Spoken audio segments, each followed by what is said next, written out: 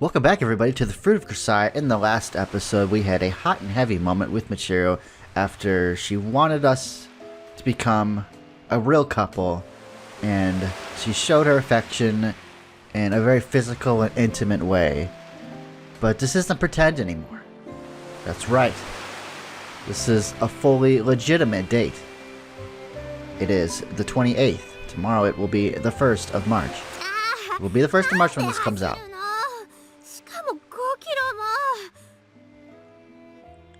Because you told me to plan the date, and I decided on a little short distance sprinting. Listen, the act of running isn't just...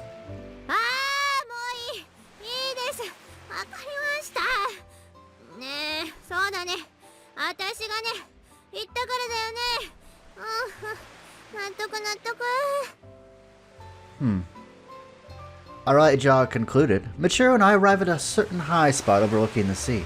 It's quite beautiful. A place that holds many memories for both of us.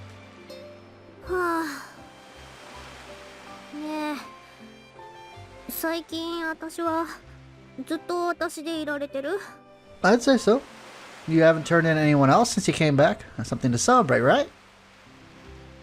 For some reason, though, it doesn't seem like she's entirely convinced of that.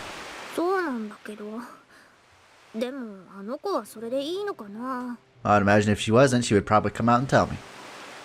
What do you mean?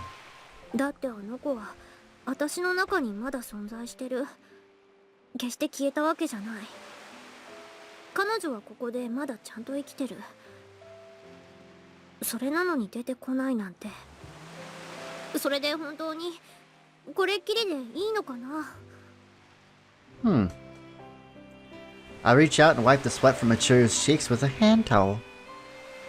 We went over this before I buried you. I told the girl straight out that if you regained the courage to live, she probably wouldn't have the chance to come out again.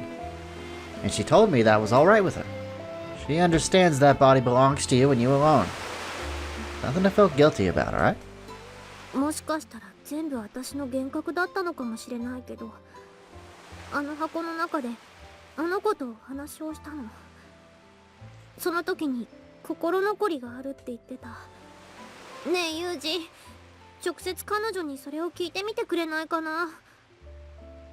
Michiru, my friend, you've only just managed to regain control of yourself.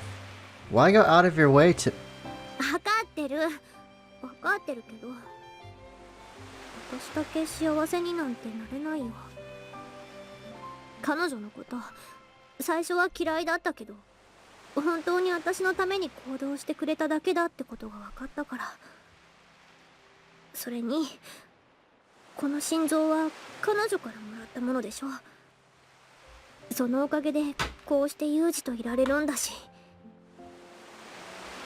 A bead of sweat dangling from the tip of her nose, Michiru stares at me with a serious expression on her face. It takes an effort to keep a wry smile off my face. Even without the pseudo-tsundere act, the girl's still a real handful. And I wouldn't have it any other way. But compared to forcing herself to act out some character, I suppose it's nice to see her honestly expressing her feelings. Alright, if you insist, I'll try calling the girl out. I have a method in mind.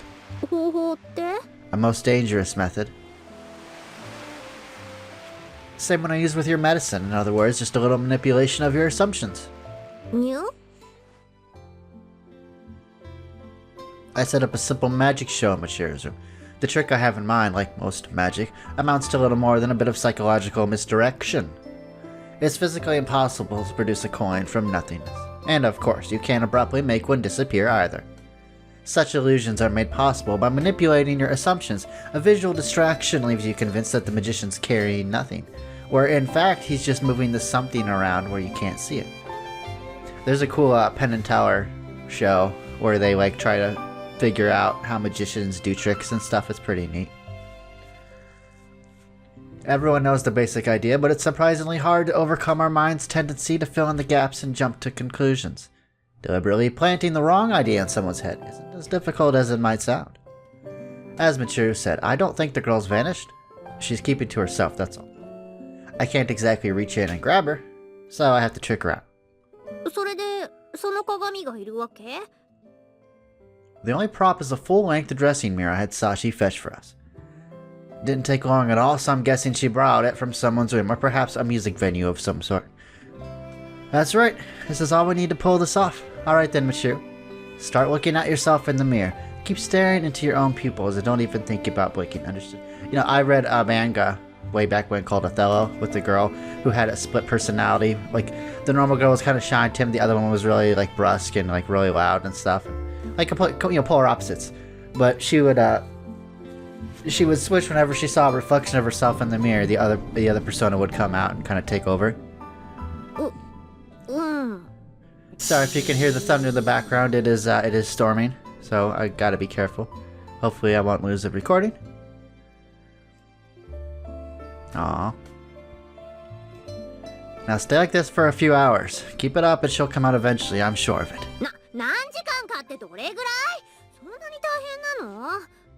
Well, you're the one who wanted to make this happen. Can't even put in a little effort. Well, no skin off my nose if you want to quit.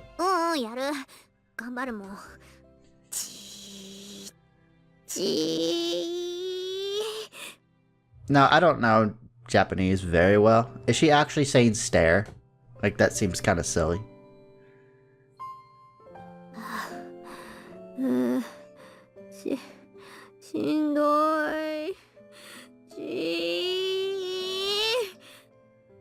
Okay, do it quietly, please. I'm trying to read over here.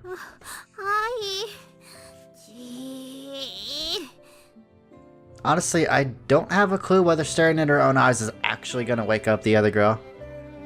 That's not really the point of this exercise, though. By physically and mentally wearing Michiru out, I'm hoping to get her to a drowsy, half-conscious state where it'll be easier for her alternate self to appear. My words should do the rest. Stay focused, Michiru. She'll come out any minute now, just a matter of time. I'm not really convinced of that, but I keep up a constant chorus of firm declarations to the contrary.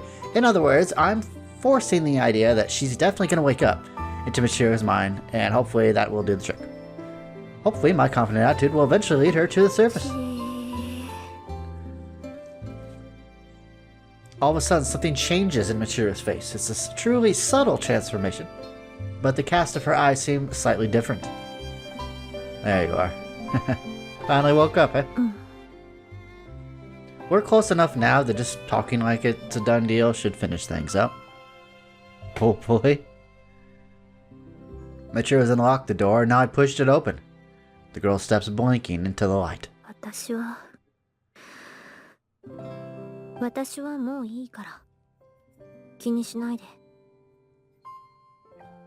Bingo!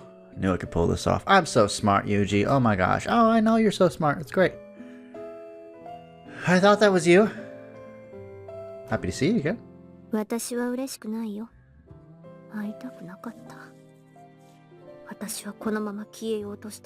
You should feel proud.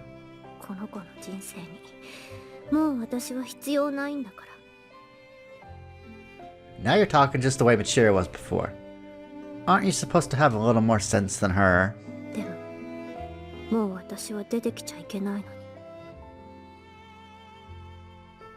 Michiru called you here of her own free will.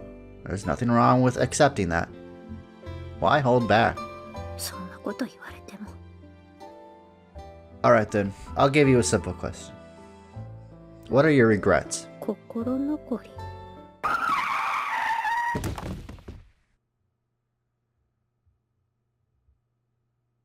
My regrets.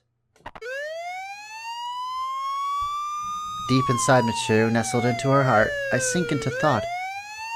Why did it turn out like this? Why do I exist inside her? On the way back from school, I was badly hurt in some kind of traffic accident. Until then, I had lived a very normal life, I think. Normal. I guess so. I mean, my grades were pretty decent, although I wasn't an honor student. I did fight with my parents sometimes, even ran away from home for a day or two every once in a while when things got really bad. Apparently, I used to say some mysterious things when I was a little kid, but as I grew up, that stopped happening. There was someone I liked, although I'm not sure if it was just a love or a crush. I never expressed those feelings. Didn't really feel the need to, just watching it from a distance made me happy enough. Then out of nowhere, that accident brought it all to an end. I don't know the details myself. I was just walking home after school one day when everything went black. When I came to, I was in the hospital. The sharp smell of antiseptic solution and an off-white ceiling greeted me. My mind was sluggish and fuzzy, but I was awake.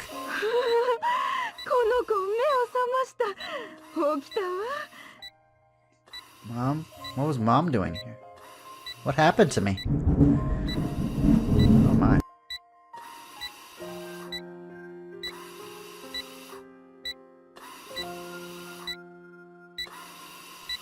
My ears weren't quite working properly. I couldn't hear her voice that clearly. I wanted to ask all sorts of questions, but my voice didn't want to cooperate. Not just that, I couldn't move my body. What was going on? It almost felt like I'd been locked up inside a cramped little box. The doctor who hurried into the room at the sound of Mom's voice shone a penlight in my eyes for a while, then shook his head in silence. When she saw that, Mom started crying. I didn't understand why she was sobbing so bitterly. I mean, I was perfectly conscious, so I thought I'd recover and be back to my normal life soon enough. But reality was very different from what I had imagined.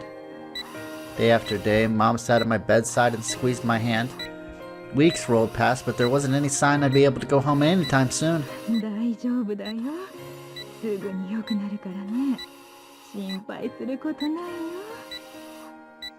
Yeah, I thought so too.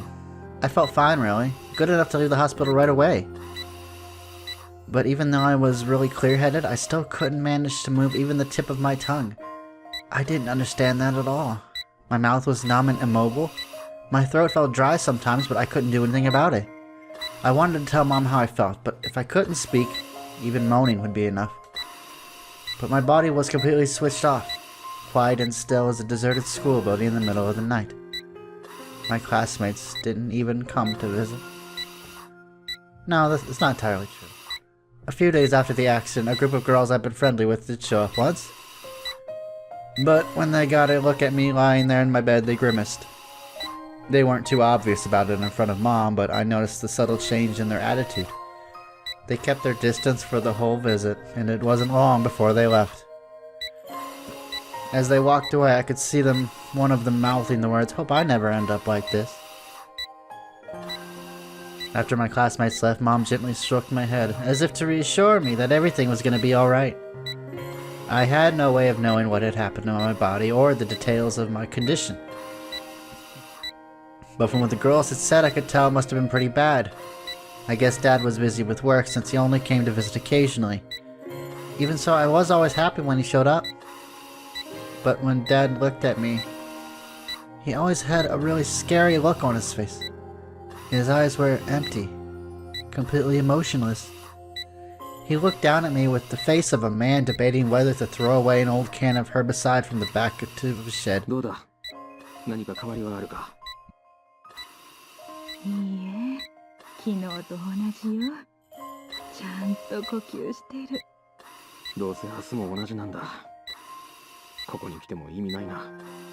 Oh. そんなこと言わないでください。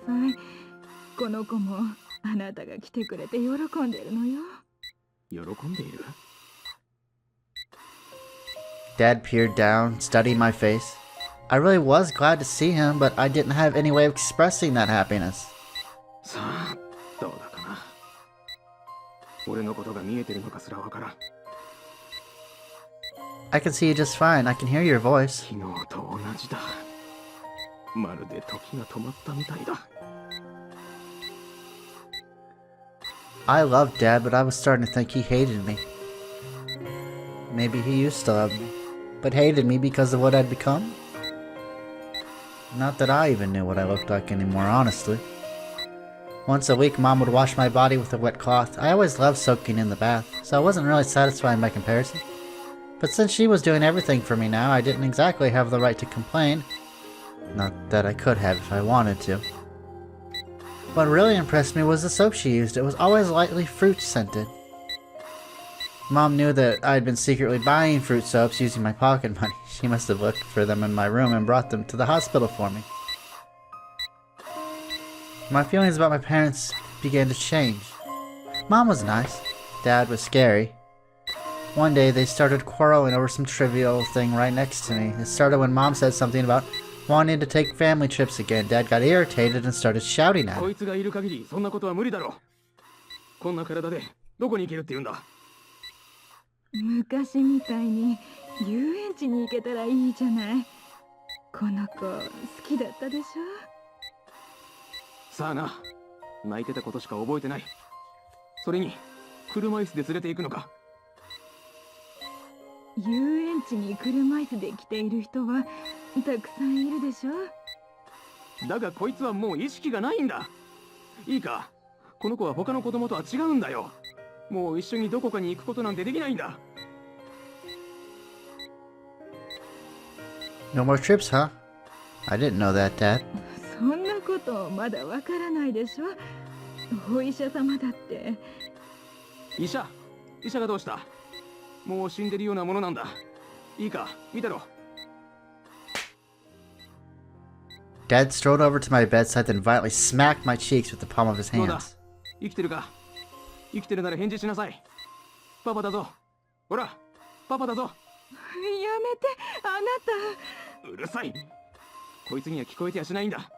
何も分からずにずっとここで眠っているだけだ。ずっと俺たちを縛り付けてるだけだ。そんな言い方やめて。うるさい。とにかくもう変なこと言うのはよせ。気分が悪い。 Dad swung the door open violently and stalked out. I wanted to tell him he was wrong. I could see everything. I could hear just fine. But it didn't hurt when he slapped me, and I couldn't cry even when my parents fought bitterly before my eyes. ごめんね。痛かっただろう。もうあんなことはさせないからね。Mom returned to my side and began to gently stroke my head. パパはお仕事でイライラしてるだけよ。大丈夫。また3人でどこかに行こうね。Her tone of voice was tender, but even a child like me could understand those words were flimsy, makeshift lies. They didn't take me to the toilet, but I wasn't wearing a diaper. Apparently, my body had changed past the need for such things. Instead, a mess of plastic tubes constantly pumped things into and out of me. Sometimes a nurse would come and replace the tubing. It was agonizingly painful, like having my stomach cut open by a dull knife. But since I couldn't scream or even shed a tear, they never even knew. I could see that Mom was getting thinner with every passing day. It wasn't surprising. From dawn until dusk she was at my side, talking to a motionless body, reading me books as if I were a baby again. The doctors stopped by frequently at first, but their visits grew rarer as the weeks stretched into months. Eventually they stopped coming entirely. A nurse would stop by maybe once a week, mainly for politeness' sake. I began to understand that my life was essentially over. I'd come to the end of myself. I didn't want to trouble Mom anymore, but there wasn't anything I could do to change the situation. This sucks, I tried to say. Naturally, the words didn't leave my mouth. I'm miserable. I tried to cry, but the tears wouldn't come either. One night, after Mom had come home, Dad showed up by himself. He stood next to my bed with a steely look on his face. I wanted to ask him what was wrong, but by now I'd stopped even trying to speak. He reached out and put a hand on one of the machines that pumped oxygen or whatever into my body. It could be shut off easily enough if he pressed a few buttons. It probably wouldn't take long for me to die. Dad looked down at me again, his harsh expression faltering. I could see unfathomably deep anguish in his eyes. すまない。もう限界だ。I didn't have to think twice. Dad, you can turn the machine off. I'm sorry. I'm sorry I ended up like this. I'm sorry for becoming such a burden on you. Was it my fault? I don't really think so, but the how and the why no longer really matter, do they? I'm a millstone around your neck. That's just a fact. So please, go ahead and kill me, Dad. There's nothing to forgive you for. This is what I want. just kill me. But Dad gave the machine a few light smacks and turned on his heel and left the room. Why didn't you kill me? I don't want to keep making everyone suffer like this. Please come back. Please kill me. When Mom came in the next day, her eyes were red. She stroked my hair for a long time in silence. Please, Mom.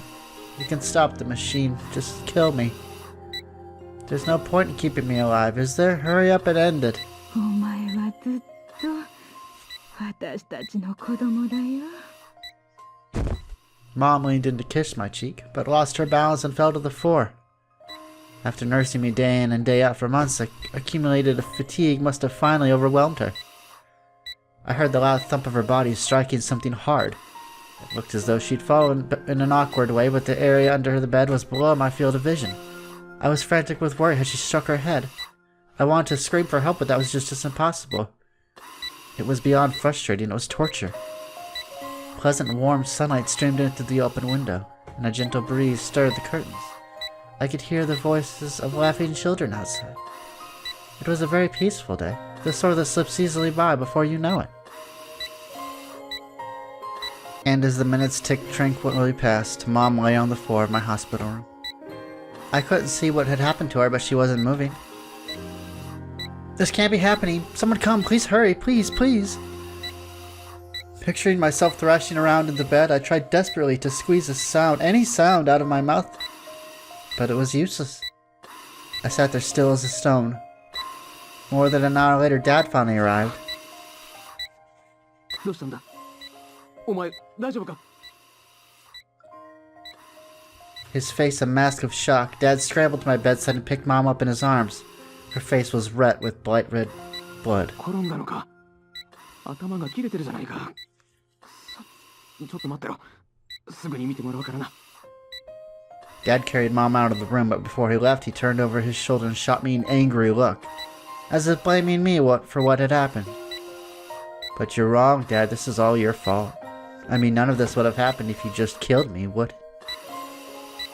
Following the accident, Dad took over the role of my caretaker. He spent the days working on his laptop, never making eye contact with me.